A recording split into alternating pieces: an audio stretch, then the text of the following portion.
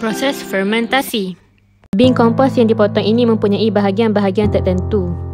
Lubang kecil pada bahagian satu perlu ditebuk bagi membolehkan cecair keluar pada bahagian dua.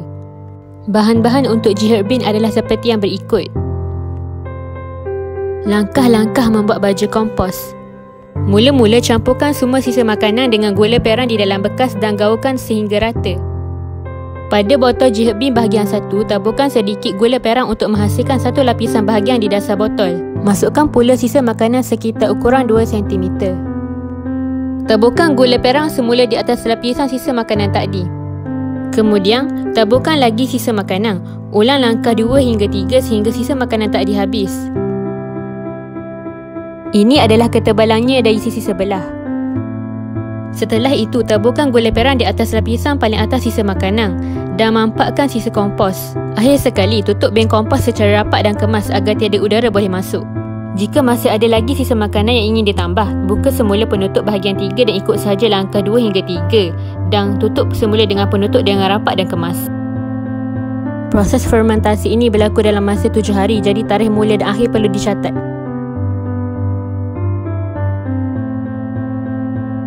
Proses pematangan. Bahan-bahannya adalah seperti yang berikut. Langkah-langkah membuat kompos pematangan. Masukkan satu lapisan tanah ke dalam bekas dan ratakan ia pada permukaan bawah bekas. Kemudian masukkan pula satu lapisan sisa baja kompos. Ulang langkah 1 dan 2 sehingga sisa baja kompos itu habis.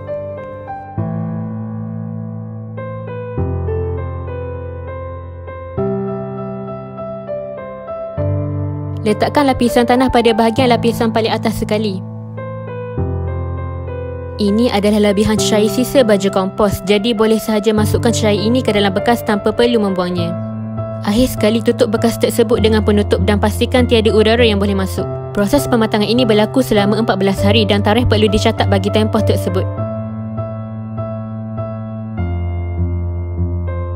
Aplikasi kompos pejal matang untuk tanaman. Bahan-bahannya adalah seperti yang berikut. Langkah-langkah menanam pokok herba. Masukkan tanah dan kompos pejal matang sebanyak 1:3 ke dalam satu bekas dan gaul rata campuran tersebut.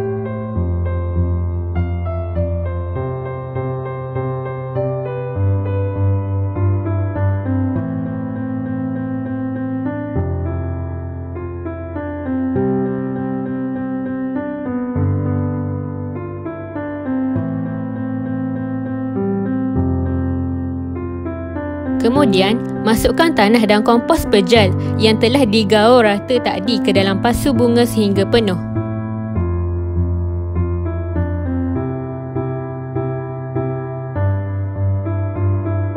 Buat lubang di tengah-tengah atas permukaan tanah dalam pasu bunga dan tanam anak benih.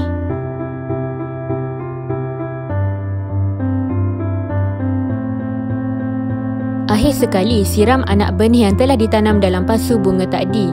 Setelah itu, letakkan semayang di tempat teduh dan siram setiap hari.